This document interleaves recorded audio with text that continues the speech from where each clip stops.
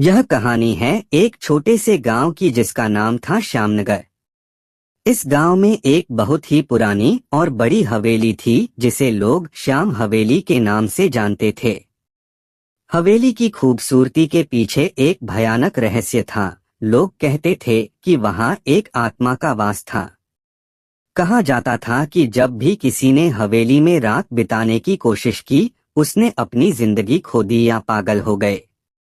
गांव वालों का मानना था कि श्याम हवेली में एक पुरानी रानी की आत्मा भटकती है, जिसने उस जगह पर किसी अनजान कारण से अपनी जान दे दी थी। इस रहस्य ने सभी को डरा रखा था और कोई भी वहां जाने की हिम्मत नहीं करता था। एक दिन गांव में एक नवयुवक जिसका नाम रवि था आया। रवि ने पुरानी कहानियां और अफवाहों को कभी गंभीरता से नहीं लिया।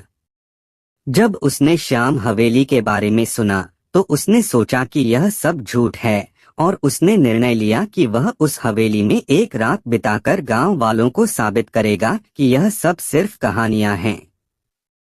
गांव के बुजुर्गों ने उसे समझाने की कोशिश की, लेकिन रवि ने उनकी बातों को नजरअंदाज कर दिया। एक शाम रवि अपने कुछ जरूरी सामान लेकर हवेली के लिए निकल पड़ा। हवेली बहुत ही पुरानी और खंडहर जैसी दिख रही थी, जहां जाकर किसी की भी रूह कांप उठे।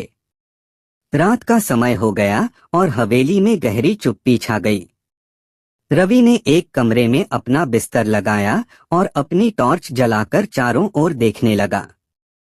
हवेली के अंदर कीमती चित्र, टूटे फूटे फर्नीचर और धूल भरी किताबें थीं।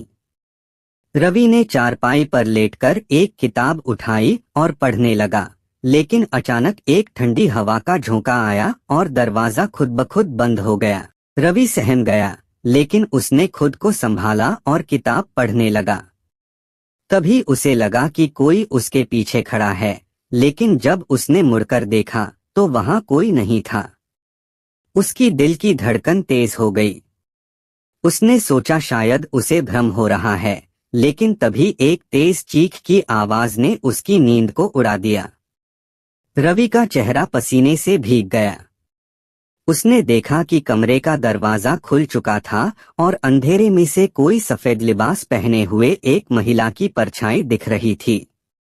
वह परछाई धीरे धीरे पास आ रही थी। रवि डर के मारे उठकर भागने लगा, लेकिन जैसे ही उसने दरवाजे से बाहर निकलने की कोशिश की, दरवाजा बंद हो गया। अब वह परछाई बिल्कुल उसके सामने थी। महिला की आंखें लाल हो चुकी थीं और चेहरा भयानक था। उसने रवि से कहा, तुमने मेरी शांति भंग की है, इस जगह से चले जाओ। रवि ने हिम्मत जुटाई और कहा, मैं यह जानना चाहता हूं कि तुम्हारी आत्मा को शांति क्यों नहीं मिल रही। महिला की आत्मा ने आह भरी और बोली, यह मेरी कहानी है। मैं रानी श्यामा हूं। मेरे पति ने मुझे यहाँ बंद कर दिया था और मैं भूख और प्यास से मर गई थी। मेरी आत्मा को शांति नहीं मिली क्योंकि मेरा अंतिम संस्कार नहीं किया गया। रवि ने वादा किया कि वह उसकी आत्मा को शांति दिलाने के लिए उसका अंतिम संस्कार पूरे विधि विधान से करेगा। महिला की आत्मा ने उसकी बात मानी और गायब हो गई। अगली सुबह रवि ने गांव वालों को सब कुछ बताया और सभी ने मिलकर रानी श्यामा का अंतिम संस्कार किया। उस रात के बाद कोई भी भूतिया घटना नहीं घटी और हवेली अब एक शांतिपूर्ण जगह बन गई।